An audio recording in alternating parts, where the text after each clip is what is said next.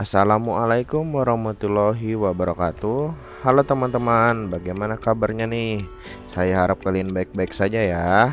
Perkenalkan, kami dari kelompok 3. Pada kesempatan kali ini kami akan membahas analisa studi kasus tentang rental kaset untuk memenuhi tugas mata kuliah administrasi database dengan dosen mengampu Bapak Wanfi Arifa Saputra MKom.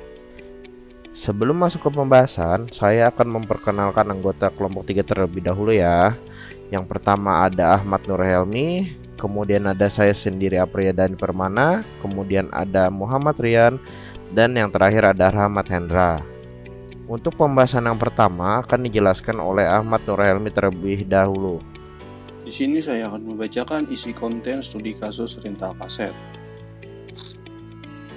Saya adalah pemilik toko video menengah. Kami memiliki lebih dari 10.000 kaset video yang perlu kita pantau. Sejak beberapa minggu, kami juga memiliki DVD. Setiap kaset video kami memiliki nomor kaset.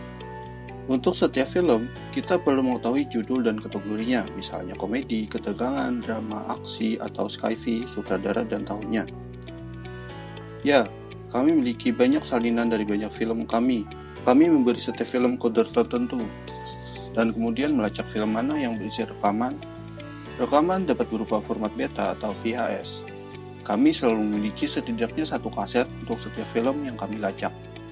Dan setiap kaset merupakan salinan dari satu film tertentu. Kaset kami disesuaikan dengan durasi film, jadi kami tidak memiliki film yang memerlukan banyak rekaman. Film disimpan di rak menurut kategorinya diurutkan berdasarkan judul film. Kita seringkali dimintai film yang dibintangi oleh aktor tertentu. John Wayne dan Katharine Hepburn selalu populer. Jadi, kami ingin melacak aktor bintang yang muncul di setiap film. Tidak semua film kami memiliki aktor bintang. Pelanggan ingin mengetahui nama lahir dan usia asli masing-masing aktor. Kami hanya melacak aktor yang muncul di film dalam inventaris kami. Kami memiliki banyak pelanggan. Kami hanya menyewakan video kepada orang-orang yang telah bergabung dengan klub kami. Untuk menjadi bagian dari klub kami, mereka harus mendaftar terlebih dahulu. Untuk setiap anggota klub, kami ingin menyimpan nama depan dan belakang mereka, nomor telepon saat ini dan alamat saat ini. Dan tentunya setiap anggota klub memiliki nomor keanggotaan. Kemudian kami perlu melacak kaset video apa yang saat ini telah diperiksa setiap pelanggan. Seorang pelanggan dapat memeriksa beberapa kaset video pada waktu tertentu. Lama sewa setiap film dapat selama 1 hari atau lebih.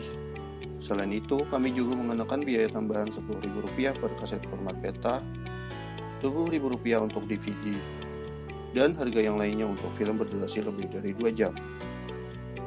Waktu sewa maksimal adalah 4 minggu. Pelanggan mendapatkan tagihan dengan judul film, harga individu, dan jumlah total ketika dia mengembalikan film. Kemudian, pada studi kasus tersebut, kami menganalisa berbagai hal. Pertama, klarifikasi informasi. Di sini kami melakukan klarifikasi terhadap konten dengan menganalisa yang mana informasi kurang jelas atau informasi jelas pada konten tersebut. Kemudian, analisa objek.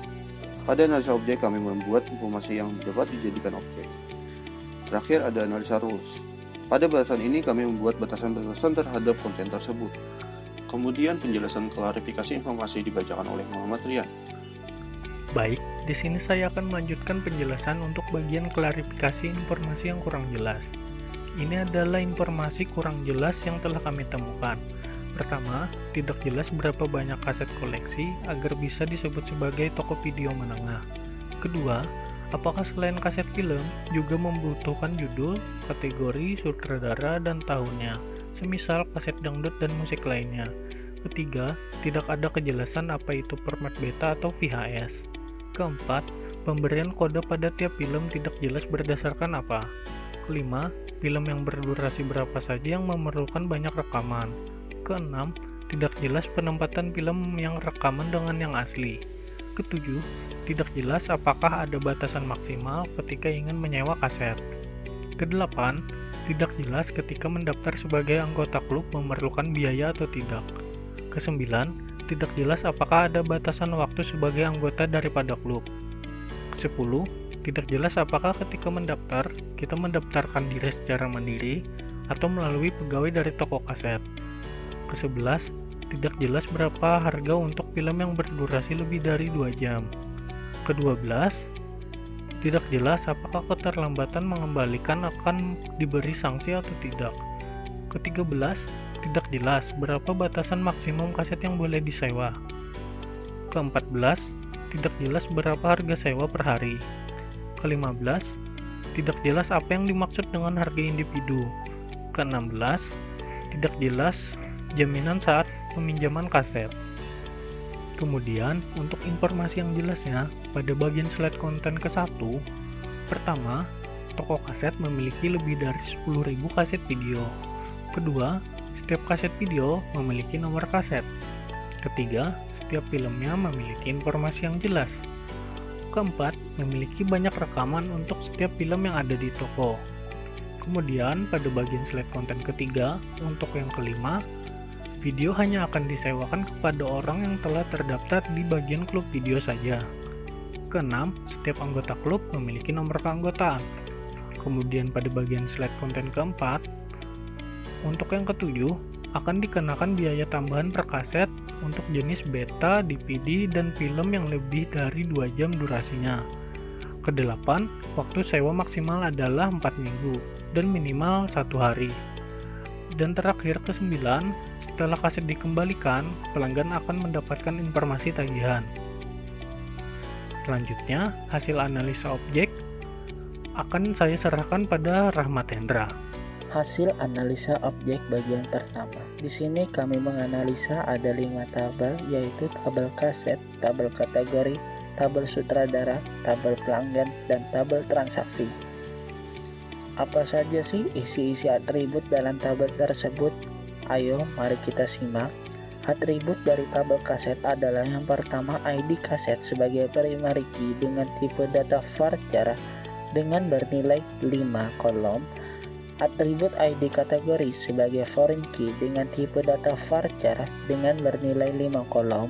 Atribut ID sutradara sebagai foreign key dengan tipe data varchar dengan bernilai 5 kolom. Atribut tahun dengan tipe data integer dengan bernilai 4 kolom.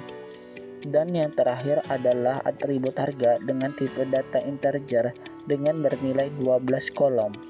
Selanjutnya adalah tabel kategori dengan 2 atribut, yaitu ID kategori sebagai primary key dan nama kategori dengan kedua tipe data yang sama, yaitu varchar.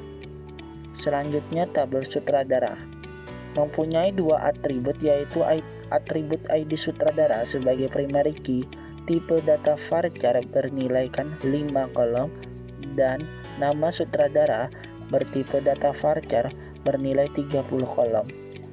Selanjutnya tabel pelanggan mempunyai 4 atribut, yang diantaranya adalah atribut ID pelanggan sebagai primary key dengan tipe data varchar bernilai 6, nama pelanggan dengan tipe data varchar bernilai 30, atribut nama alamat pelanggan dengan tipe data varchar bernilai 255 kolom, atribut nomor telepon dengan tipe data integer bernilai 13 kolom.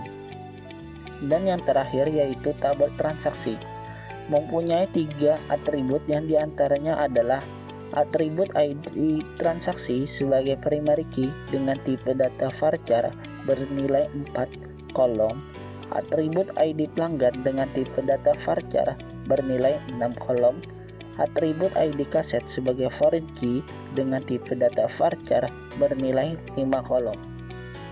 Berikut ini adalah ERD yang telah kami buat untuk studi kasus rental kaset. Bisa dilihat pada gambar berikut ini.